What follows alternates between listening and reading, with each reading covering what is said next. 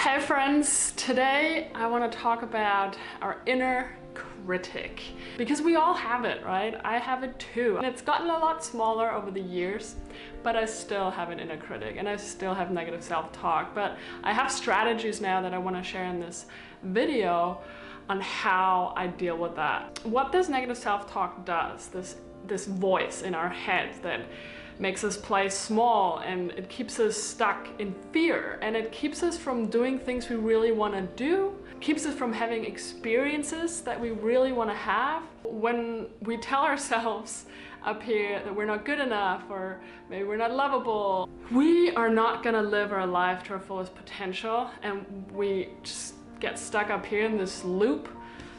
You're probably not gonna start that awesome business you wanna start, or that blog, or that YouTube channel. You're probably not gonna go out and find the love of your life. And maybe you're also not gonna go out and exercise or eat healthy because you think you just can't follow through. And in the end, where focus goes, energy flows. So if we believe we can't do something, we make that reality come true. I believe in the power of thoughts. I'm not someone to support positive thinking, you just gotta have positive thoughts and then everything changes. That's not what this video is about. This video is about really getting in touch with this inner voice, because the quality of our lives depend on the quality of our thoughts. I believe that our self-talk, everything that's going on up here, creates our reality. And I feel like I kind of want to be in charge as to what this reality looks like, and I'm sure you do too. The challenging thing is that a lot of times we're not even aware of this negative self-talk, of this voice of our inner critic. And I know so myself because, a lot of times I struggle with a lot of self-limiting beliefs when it comes to relationships and love, but also when it comes to business, It's almost like these thoughts that I have of maybe I don't deserve to grow a bigger business. Maybe I'm just not good enough to do it. Maybe I just don't have it in me to do that. Or, I have thoughts about maybe I don't deserve real, true, lasting, beautiful, healthy love.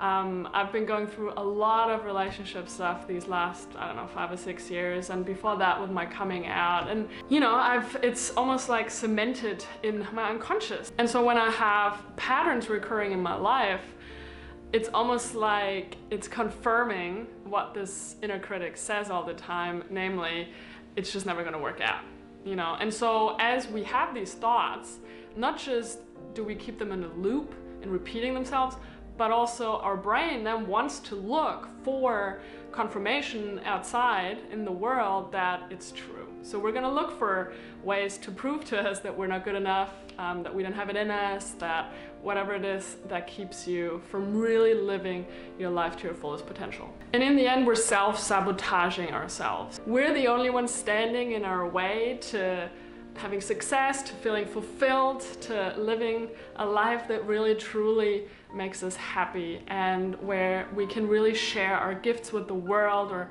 with our partners, or through a blog, or whatever it is that you want to create. There's so much in us that we're not living, and most of it is because it's up here.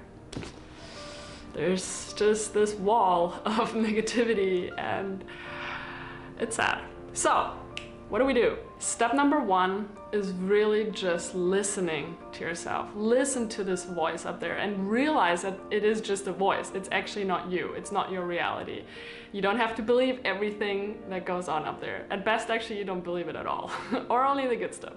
So get into a place of observing. It's all about cultivating self-awareness. What is actually going inside of you? It's like zooming out, observing what's actually happening. It's almost like watching a little movie.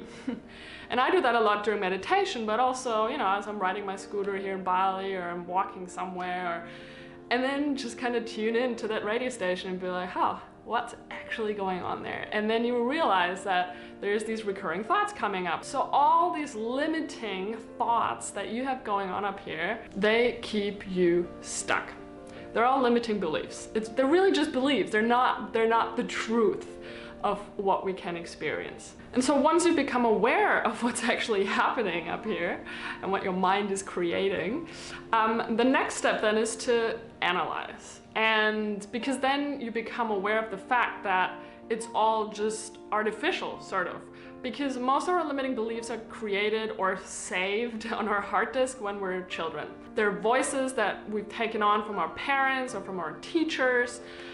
Maybe they are just ways for us that we tried to protect ourselves when we were growing up. As children, we're very sensitive and we take things very personally because we don't know any different. A lot of times we think we are the problem or that, you know, we're unlovable when we're children because that's just kind of the conclusion that we have. We can't really separate an action or an event from the love that's given to us. And so realizing that a lot of these limiting beliefs come from our childhood and just going back as to where they might stem from.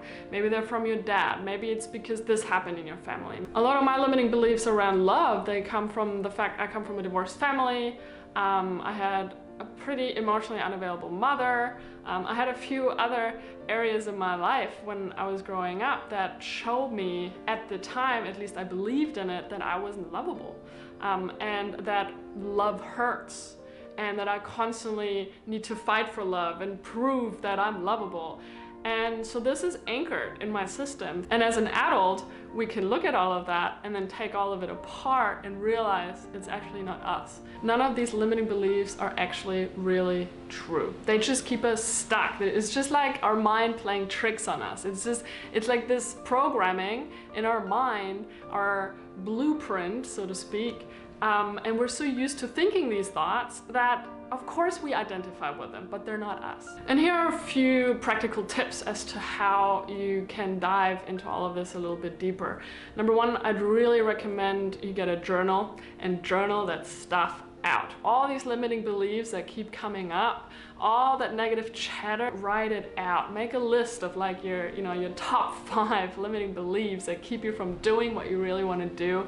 And dive into the stories as to why to believe that that's true and how do you even know that's true.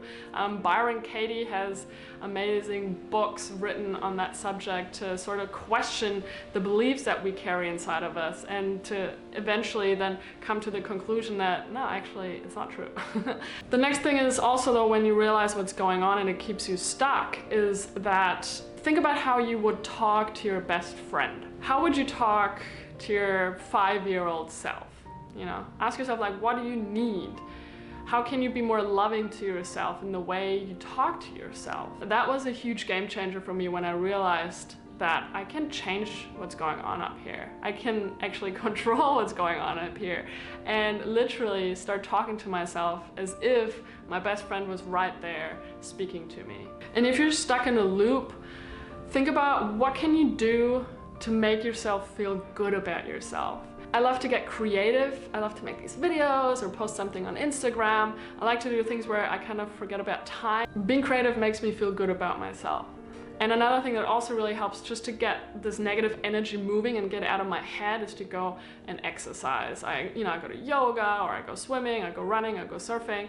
Doing whatever it takes for me to kind of pause this, because I don't need to listen to this all day long. I can stop it, and once I do that, once I move my body, usually these thoughts kind of dissipate and I'm back into my body, I'm back in my own power. I always recommend this to people, but get a life coach, get a therapist, get that shit out, talk about all of it to a professional. I've been working with coaches and therapists for years. It really helps. I also listen to a lot of Tony Robbins stuff.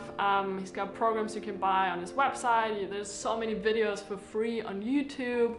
I read books that kind of make me feel good about myself. I'm a big fan of Joe Dispenza also. Go and read his books. I've been to one of his events. I'm going to another one very soon.